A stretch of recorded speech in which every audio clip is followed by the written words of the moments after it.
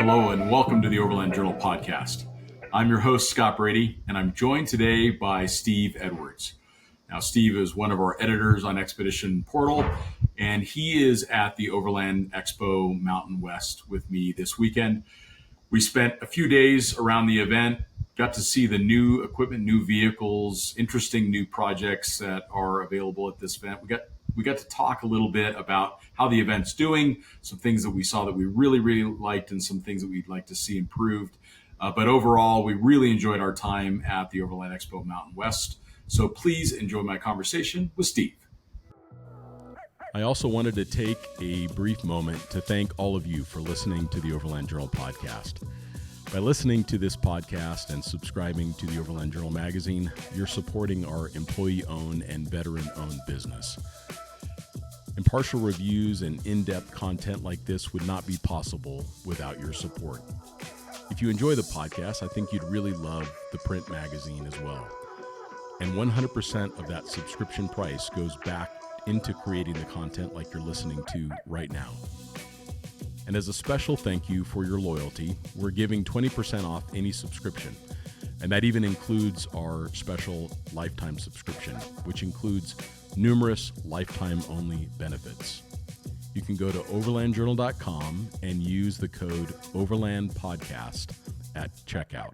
Again, that's code OverlandPodcast at checkout, and that'll give you 20% off. I sincerely appreciate your support. Well, Steve, thanks so much for being on the Overland Journal podcast. I just had about a 20-minute wrestling match with some DJI Mics. So DJI, if you're listening, we really need some help because this is the second time this has happened to me. First time on a production shoot, now on a podcast where these little mics, they just go into like a loop where they will not clear and just record on their own. And that's one of the things that I really like about the DJI Mics is that they'll also record internally. So you have some redundancy of the audio. So it's recording in the camera, but also recording in the mic. So we made it work.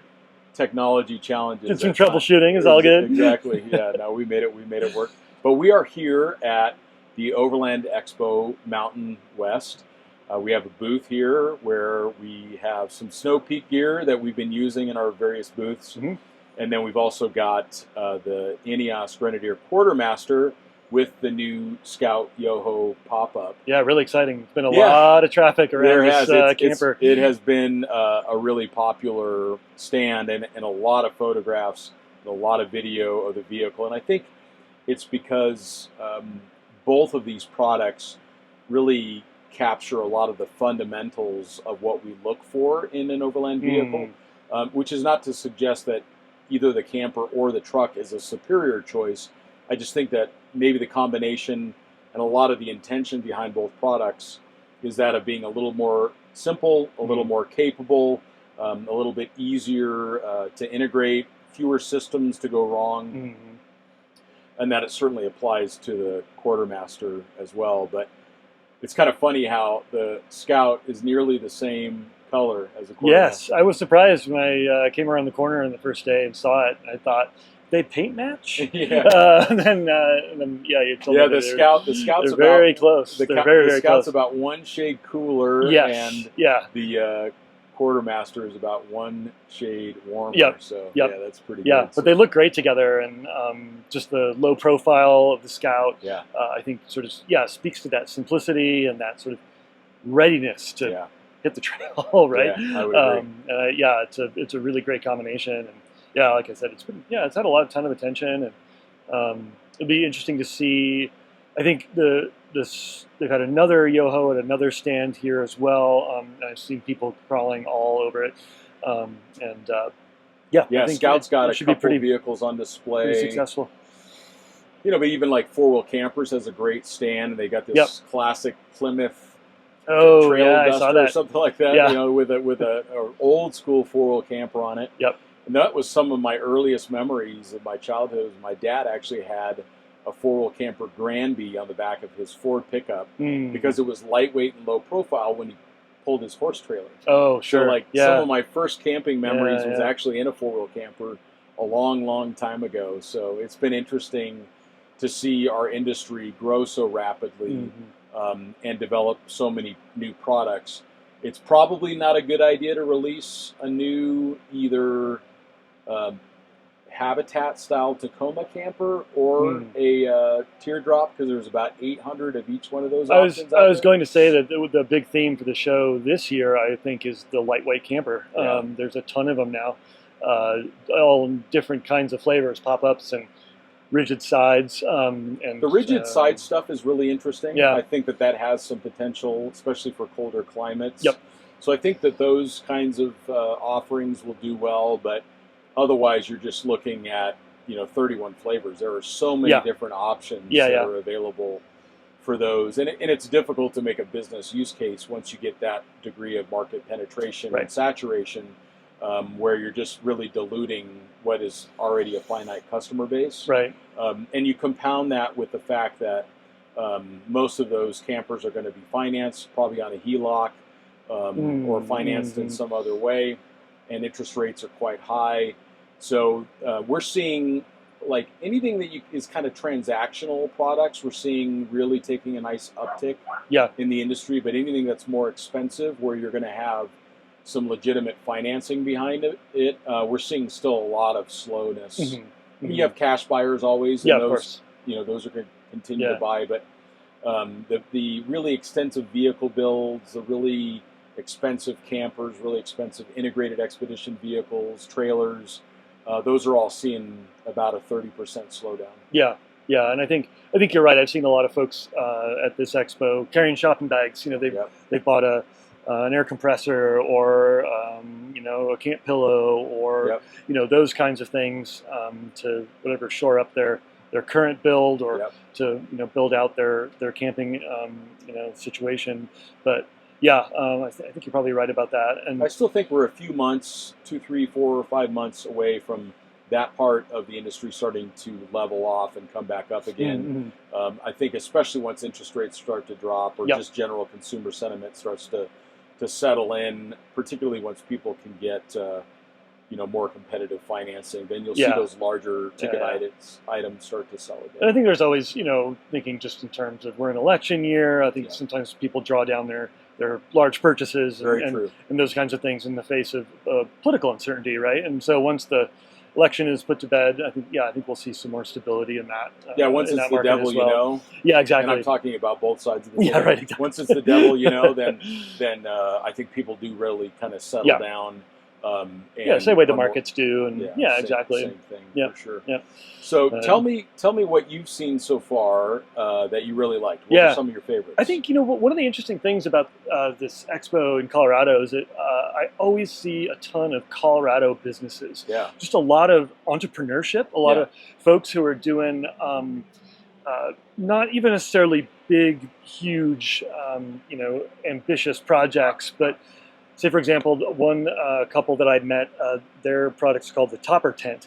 Very simple, and it's simply a tent structure that you attach to your truck topper, but that allows you to put a mattress into the back of a pickup truck that extends out to the bed. So it's just a tent that goes over the tailgate, right? Simple product, a moment of inspiration. Yeah. She goes into her sewing room and whips one up and has a prototype, tries it out, and they're being made here in Colorado, right? And to even more sort of complex products that require a ton of manufacturing and expertise, which I think the Colorado Front Range has a lot of skilled workforce and that kind of thing. So like Tune Outdoor, for example, is another one. There's so many places to see. Supertramp. Yeah, exactly. Yep. Supertramp makes a great pop-up. Truck camper. Exactly. And I think there's just a lot of adventure-minded people and businesses here in Colorado. Yep. That's one of the things that I've noticed about this event that's a little bit different than some of the other events is that, when you go to Flagstaff, like 1 out of probably 20 live in Flagstaff. Right. Maybe 1 out of 10 live in Phoenix, but the majority of people are kind of coming from the desert Southwest. Yeah. California or internationally to kind of descend on what's the flagship event for them in the year.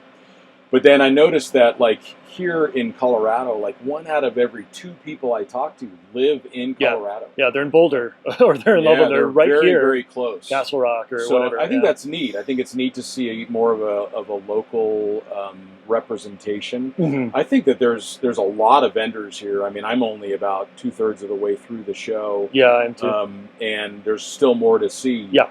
So, there's a lot of vendor representation here. Everything from, I saw lenses being, shown to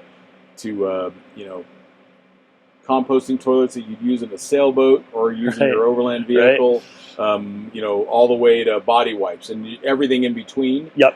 A bunch of different manufacturers are represented, which is always encouraging to see at this event. So definitely more of a regional event, but a positive one. Yeah, and also just some creative approaches too. There was a retailer called Van Bjorn, Banne, I believe was the spelling, and they were doing a gear repair service. So you could bring your torn jacket or your sleeping bag or other sorts of gear, and they had a woman with a sewing machine, and they were doing just like gear repair. It was a really kind of cool, a different way of approaching the event, right? Sure. And I like this idea of keeping the gear you have, right, instead of buying new stuff, and servicing it. I mean, Spyderco was sharpening knives and that kind of stuff. But then you also see what I think to be some consolidation within the expedition camper space. Earth Cruiser's no longer going. Nimble has really changed their emphasis. So there's been some consolidation, but if you look at like Storyteller, they're making the vans. They're also making the big expedition vehicles. Yeah, and they bought Taxa. Yeah, right. That's right. So and there's a couple other smaller manufacturers, which is smart. So they're really they're building out a book of business that's going to meet a lot of different people's needs. But then you see like Adrenaline Industries that is building, on heavy duty like Ram 550s or Ford F550s. So 5,500 Rams, or Ford F550s, and they're putting these, relatively lightweight campers on top. So they're coming in even a little bit less than an Earth Roamer, with a lot of space on the inside, and these really robust reinforced corners. So I really like what Adrenaline Industries is doing.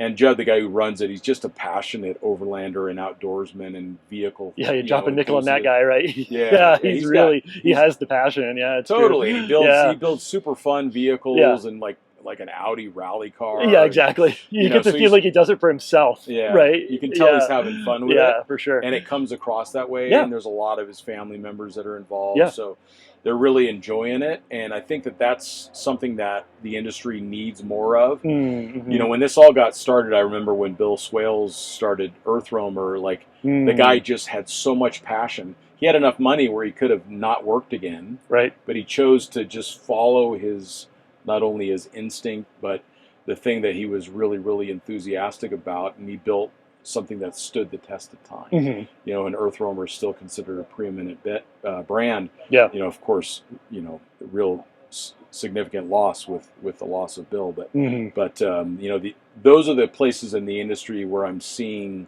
quite a bit of success, where you've got the company's properly funded, you have a really enthusiastic executive suite, and in some cases unique products or some white space that they're addressing. So that's really encouraging to see. And just like ongoing innovation, right? In terms of the way that the vehicles are designed and the way that they're executed. They're not just sitting on their butts, right? And that reflects the competitive nature of the industry right now, right? You're saying like there's 1 million teardrop trailers, right? But even at that high end, you're talking Earth Roamer, you're talking Adrenaline, that's pretty competitive space, right? And you're in a small number, right, of buyers, right? It's never been a better time to be an overland traveler that's looking to buy something, because the offerings are extensive. It's like Bliss or Ross Monster, right? They're pretty much anything you want to pick from. And there's some really neat ones out there that I think have a lot of opportunity in the industry. I mean, Kimberly campers are back in. Yeah, those are really cool. On the fold, and those are heavy duty Australian built ones. Patriot's making more and more different offerings. So we're seeing a lot of movement, but what I also like right now is I'm seeing people that are solving specific problems in the industry. So, for example, like the new Canyon, the new ZR2 Bison, they can come with a 35-inch tall tire that doesn't fit underneath the truck, so it's got to go in the bed, which that's a problem if you want to put on to put on a GoFast or something like that. The spare tires in the bed. But I just went by the Expedition 1 booth, and they're making a rear bumper for those vehicles with a swing out. So now you can address that. You do have to be very mindful of payload in these mid-sized trucks, but that kind of symbiosis, right? They really are. Yeah, they're paying attention to kind of solving problems. So, like, what are some things that you've seen that you're like, I'd buy that? Yeah, totally. I think one of the ones I was looking at that I was super interested in was these Leitner design racks. Yes. I think the rack space is an area where it's difficult to like really create some like new innovative products, and the modularity of the Leitner racks, but then also they have bed racks, then also roof racks, and then they have got a suite of gear that can attach to it, accessories, right? From water tanks and tool holders and stuff for roto packs and that kind of stuff, which is common across the roof rack area. But they have these the easily movable slats, right? So you can readjust and move, where you need your support to be. You've got a sunroof or whatever, but then all the T tracks are universal as well. So you have accessories from other brands. You can add those on without any kind of issue. Leitner makes some really high quality products.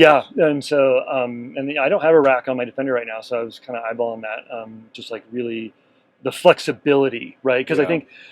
So, for example, I'm still I'm testing this Dometic roof tent, right? But eventually, I won't have it anymore, and I'm going to have another something else that needs to go on my roof, and I'm going to have to do all these changes, right? As I'm reviewing products for the magazine or for the website, and so a roof rack system like Leitner's is like really appealing, right? Because it allows some flexibility to change up your situation up there. So and lightweight, just like really innovative stuff in terms of being able to run wiring if you want to do lights or other stuff that needs power on the roof.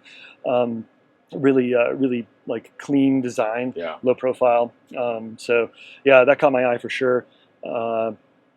These I think you had a little Instagram reel on the 1UP racks. They've got a new prototype. I'm such a fan of that brand.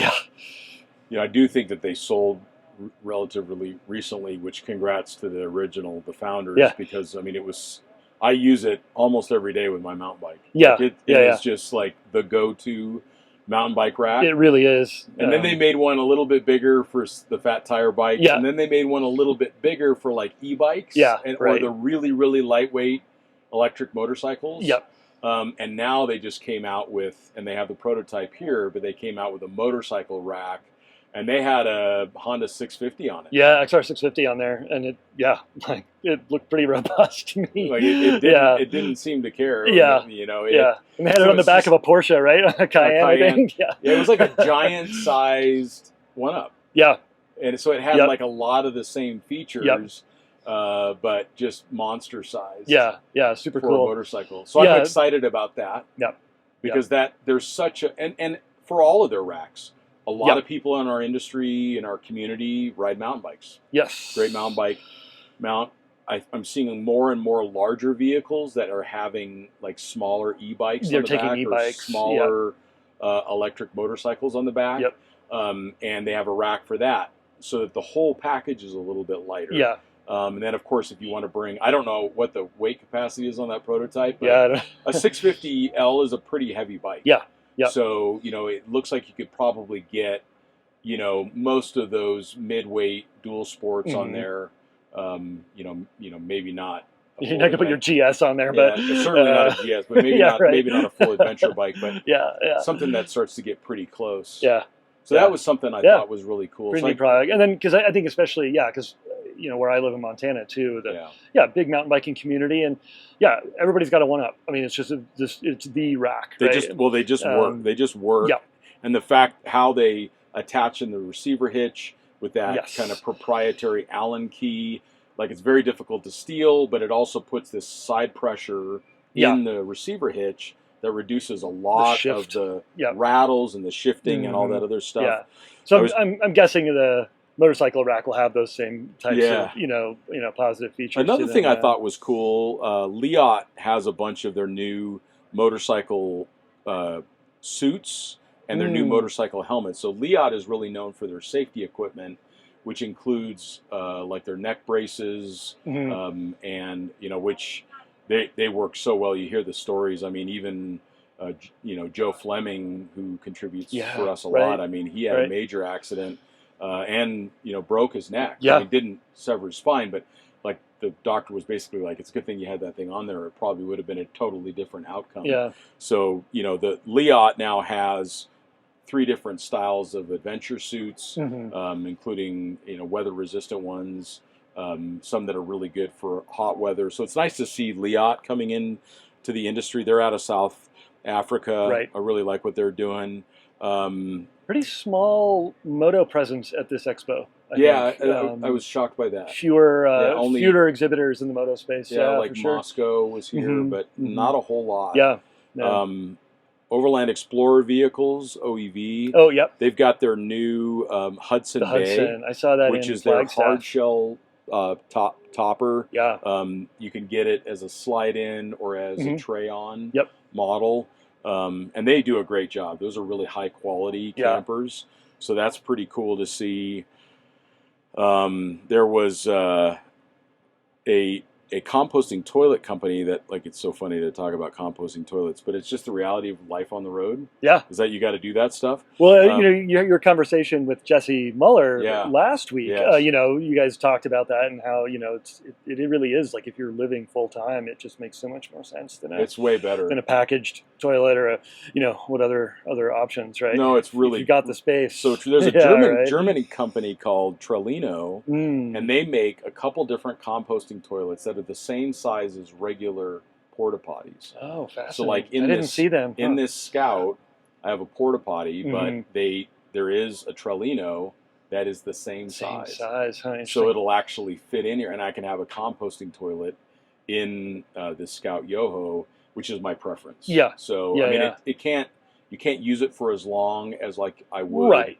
With a Nature's Head or but those they take up a lot of space. They do. They're really big. Yeah, and they require some additional plumbing and for a fan and all that kind of stuff. Yep. So these, probably are like a week long. Yeah. Use. Great. But it still has a P trap and. Yeah, I mean, especially if you're traveling North America, that's all you need. Totally. Yeah, so I'm pretty excited about that. Yeah. It's nice to see more offerings. They're a lot more environmentally friendly. You're also not needing to like find a flushing toilet. Right. You got to be really careful what you dump into pit toilets. What kind of chemicals are in the porta potty, because it can really kill those leach fields off. Yes, right. So we got to be really mindful of the biome that we're dumping stuff into. Yeah. So I think that those. Not that we need to talk about composting toilets a lot, but I'm a fan. But it's a functional thing, right? Yeah, they really work. Yeah. Yeah. Another thing I thought was cool, because I'm a huge fan of the Rivians. I like the Rivian R1T. GoFast campers picked one up, and they built a GoFast camper specifically for the R1T. So that looks really sharp. Looks awesome. Yeah, it's super really low profile to minimize the impact to range. Yep. And then because a lot of the buttons are activated from the top rail of the R1T, they found these kind of cool like lever buttons that you can push from the outside, and it kind of forces it down on the inside button. Yeah. So you can drop the tailgate. Super clever. You can open up the gear tunnel and all that other stuff. So GoFast just does a great job. And it's made in USA.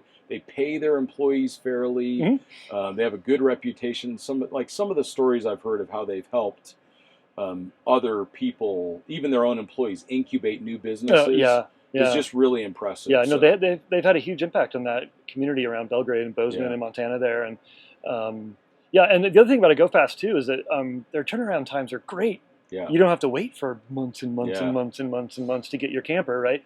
Even if you order, a custom, build, like they turn them around really fast, which is also really great. It allows them to come in at a very reasonable price, Yeah. higher production quality, Yeah. Better serviceability because there's continuity from the components. Yeah. You know, like a lot of these campers are handmade one at a time. It's basically like old school panel beaters, which doesn't make them less strong. It just means that they're more difficult to service. Right.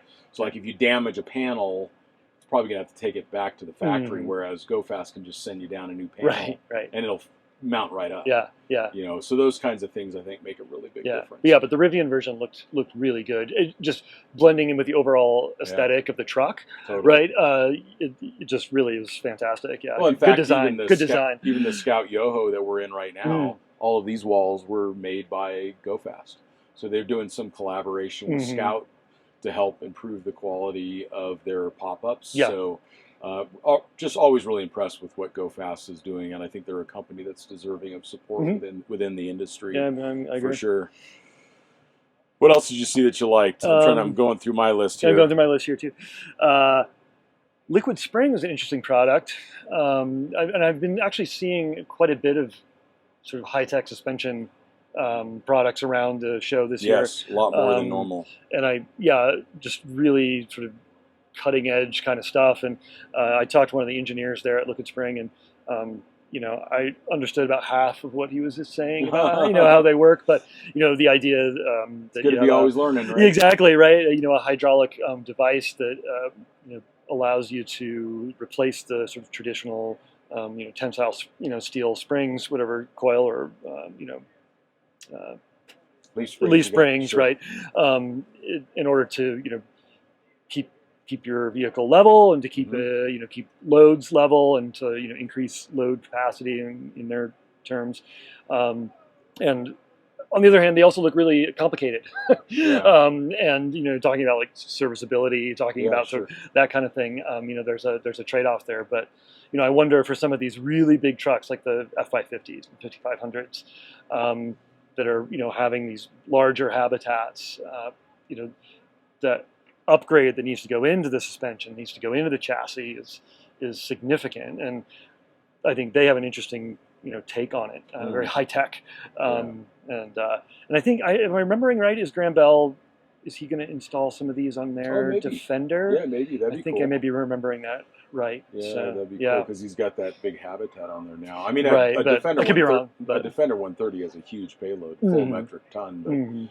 But you know, still like where the weight gets placed can really affect how the vehicle handles. Yeah, so. And then, you know, I think they were saying that the Liquid Spring too is adaptable for each corner of the vehicle, and you know.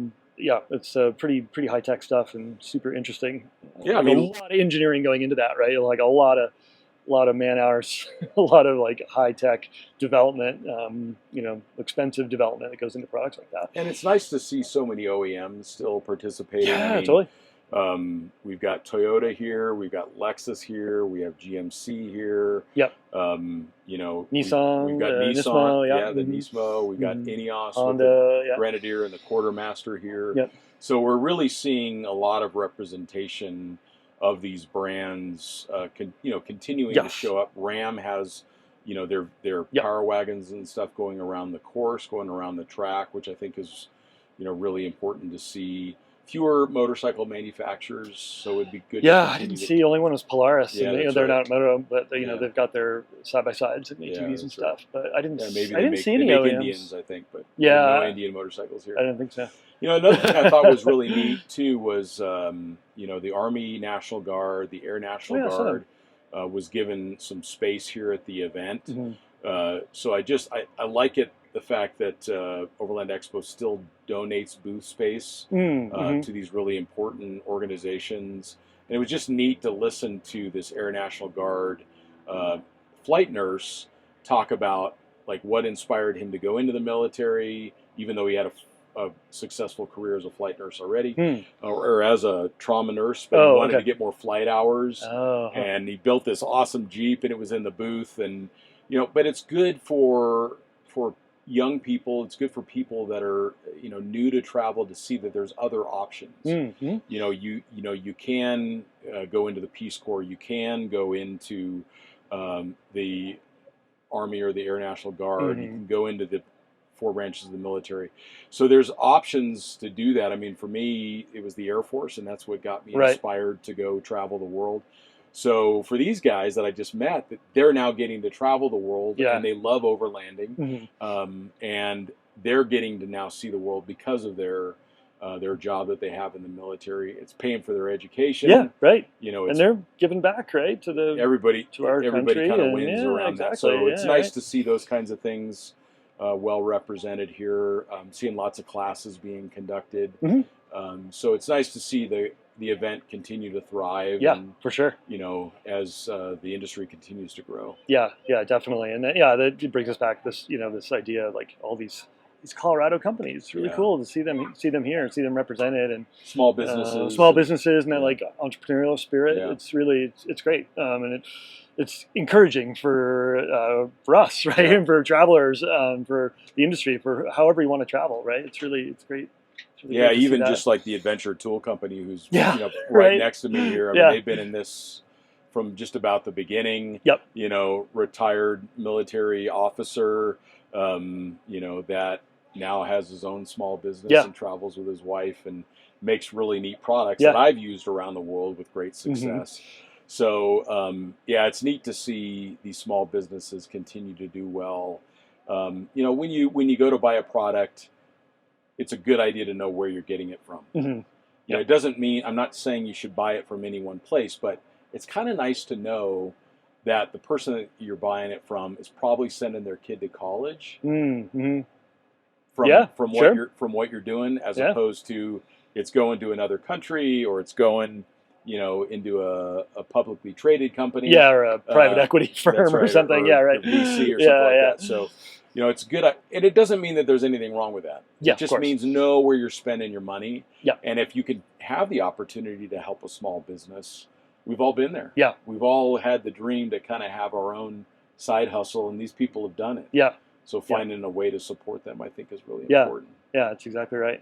What do you think was missing at the show? What do you think? I mean, you mentioned the moto. Yeah, that was the one thing that stood out to me, was the moto section seems a little bit smaller. And I think, you know, it was in Flagstaff as well in May at the Overland Expo West. And I don't know, you know, the moto community is always like super vibrant. They're always having the best time. You know, they're always like, you know, they're always here in force, you know, as a community. But it seems sad like to not see them as present. And I wonder, you know, a lot of that has to do maybe with the fact that there's not the motorcycle training that Expo used to have in years past, with the big training courses, and whether it was Build Your Goo or Rawhide before them, right? And so they're just not having that moto training any longer. It does seem like training in general has backed off. Yeah, I think so. And even like, say for example, in Flagstaff there was no like 4x4 like training course. You know, they had the 4x4 like demonstration course with the Grenadiers, right? And then Ram is here in Colorado for this show. But that like some of that hands-on sort of training and education is missing. And I know, just talking to folks from Overland Expo, that they're trying to diversify their like course offerings among the shows. You know, 'cause there's 4 Overland Expos now, right? And so they had a lot more 4-wheel drive sort of hands-on education in Redmond in Oregon for Pacific Northwest. I didn't go there. I think Graham Bell and Lisa Bell were there for that show. Brian was there too. Brian was there. So the word that I kind of hear is they're trying to spread things out a little bit, so that the shows have their own distinct character. And maybe a draw to go to more shows. Exactly. So, exactly. That makes a lot of sense. But you know, it's hard to tell. New owners, right? New that have come in the past year, and you know, they're obviously looking to you know, make sure that, you know, there's plenty of profitability and revenue generation from these. But totally. The educational programs have changed significantly. There's a little bit more focus also on say like content creation, and sort of working on your social media presence, and you know, video and you know, photography and that kind of stuff. So there's a little bit more focus on that kind of instruction, you know, and less maybe on, say, travel, right? You know, like what, you know, there's no, say for example, like Africa travel roundtable. There's these roundtables at the regional travel where you get travelers who've been there, right, and have had the experience, and they can share some of that expertise and experience with folks who are thinking about going to Baja or going to South America or going to Africa or whatever. Yeah. So maybe the travel aspect is kind of gone down in terms of the educational offerings, but otherwise I think there's a pretty robust and diverse group of exhibitors and vendors that are here. Yep. Like you said, there's just the whole spectrum. Yeah, right. There really is, and it's a neat venue. It's really easy for people to get to. There's plenty of space here, plenty of parking. Yep. It's probably one of the better suited venues of all of the Overland Expos, just for the event. Yeah, I think so. Like, it just lends itself really easily to the event, which I think is really positive. But overall, it's interesting to see the event continue to diversify and grow in the ways that it needs to.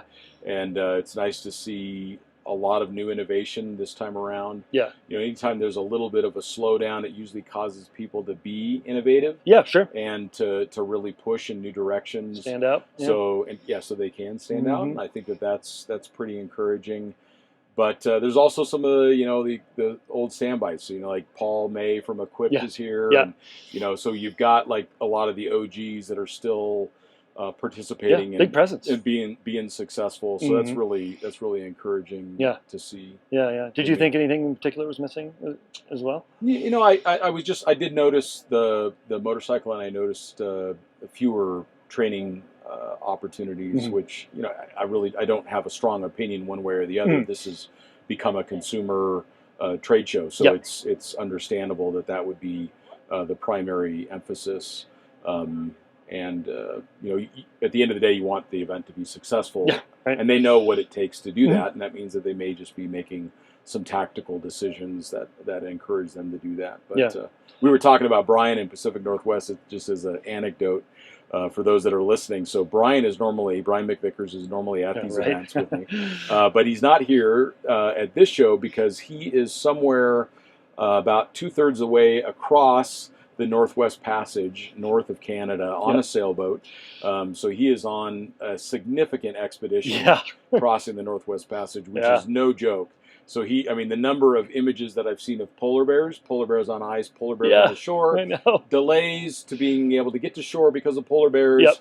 Giant icebergs and iceberg goes incredible. left, iceberg goes right. And they're in this fiberglass hull sailboat, which is slightly terrifying. And he said there's a photo of his berth, and it's like this high, right? It's a legit racing. It's a legit racing sailboat. And I'm super proud of them. Definitely. Things like that. We're supposed to do hard things. We're meant to do hard things and to challenge ourselves. So I was just really proud of Brian to find a big lift for himself, to challenge himself to do something really significant. And, of course, we encourage all of you listening to do the same. Find whatever your Northwest Passage is that you've always wanted to do, and take the steps towards doing it. And we are just grateful for the opportunity to share our stories and support you in your own adventures. So if any of you are planning your own version of a Northwest Passage, I'd sure love to hear about it. We'd love to talk about it on the podcast. So you can reach me at scott.a.brady on Instagram. And how can people find you? Best way is through expeditionportal.com. My email address is on there. It's Edwards at overlandinternational.com. You guys hit me up on Instagram too. I'm not super active on there, but I do check it, and it's Venturesome Overland. Always, we love hearing from everybody. So it's a community, and we're committed to it. And so we're not just blowing hot air right now. Yeah, and some of what we talked about is in Reels on Instagram. There's going to be some articles coming out on Expedition Portal on the event. So you can see those coming either, depending on when this goes live. It may already be available on Expedition Portal, but thanks for being here. Thanks for taking the time. Thanks. It was really great. It was a fun event. And, we've been really busy. Just that we've hardly seen each other. We've been, trolling the aisles and talking to everybody. So, it's been great. Well, thank you, Steve. And we thank you all for listening. And we'll talk to you next time.